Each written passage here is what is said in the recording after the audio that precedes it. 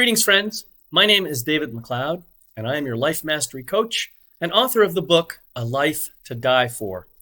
On behalf of the Wellness Universe, I want to welcome you to Life Mastery Soul Memos, a monthly series aimed at helping you to expand and magnify your life, one simple idea at a time.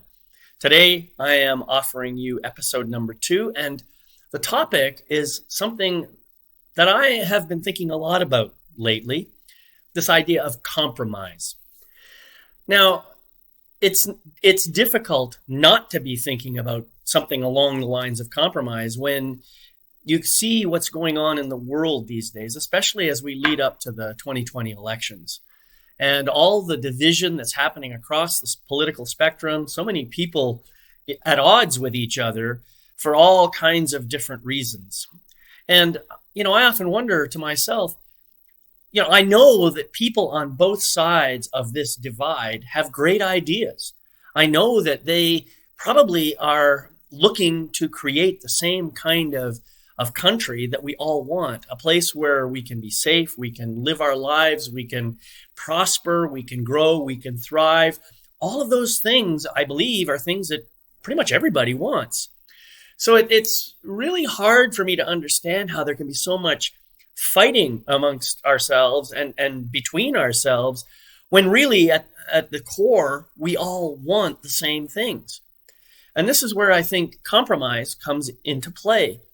And compromise for me is it's about finding common ground between myself and another person, or perhaps a group of people, as the case may be.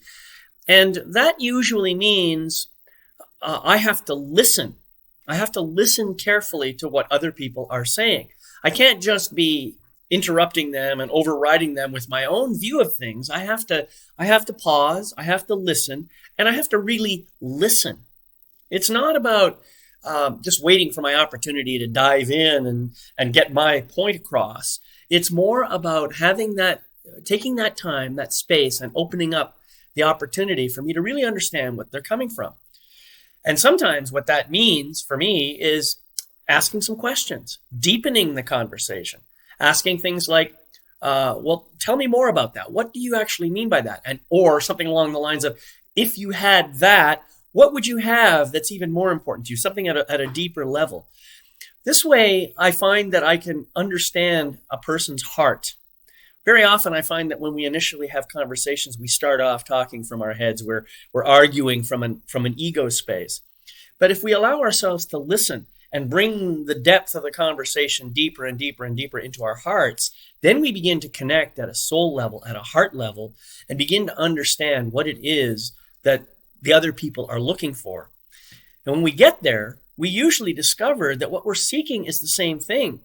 We just often have two different ways, or maybe more than two different ways, of trying to achieve that same thing. So in my mind, compromise comes about when we can both listen to each other at a heart level, understand what we're both trying to achieve, and then say, aha, this is what we both want.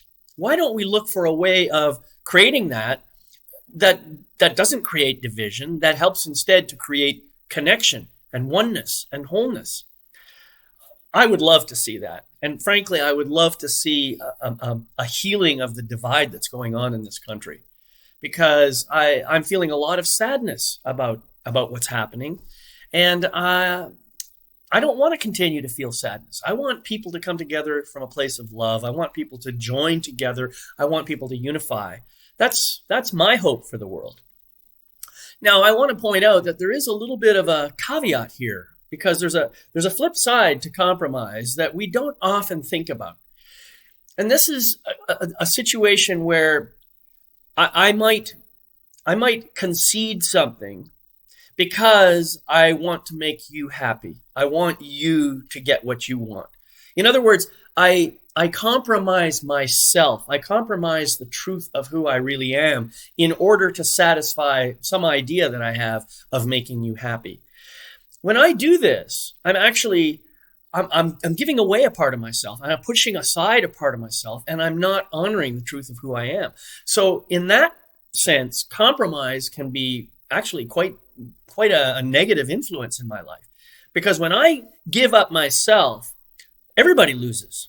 I certainly lose in that process. And you really lose too, because now you're not seeing the real me for who I really am. Now, this is something that I tell my clients all the time. Feel free to compromise a position. And think about this as a position, your mental position, whatever it is. But never, ever compromise who you are. Because the moment you do that, you give up the truth. You give up the essence and you capitulate to the world. And that doesn't serve anybody, at least of all you. So I just want you to think about that over the next few days or weeks or whatever, and continue to remember to practice that it's beautiful to compromise ideas. It's beautiful to compromise perspectives and positions and concepts. But it's always great to keep true to who you are. So I want you to hold on to that truth. And at the same time, I want you to remember that the reverse is also true. So you don't want to give up yourself, but at the same time, you don't want to put someone else in a position of potentially having to compromise themselves. So I ask you to remember all of that. Remember that you are a sovereign being and that you never have to capitulate to anybody else. So stay true to who you really are. And so I want to thank you again for joining me here today. I want to remind you about this amazing organization we have called the Wellness Universe. And I really encourage you, if you've never been there before, to go and check it out, because it's an amazing place where you can find all kinds of caregivers, light sharers, wonderful, amazing leaders who have, brilliance to bring in the wellness space. So go check it out at thewellnessuniverse.com. THE wellnessuniverse.com. Thank you and have a great day.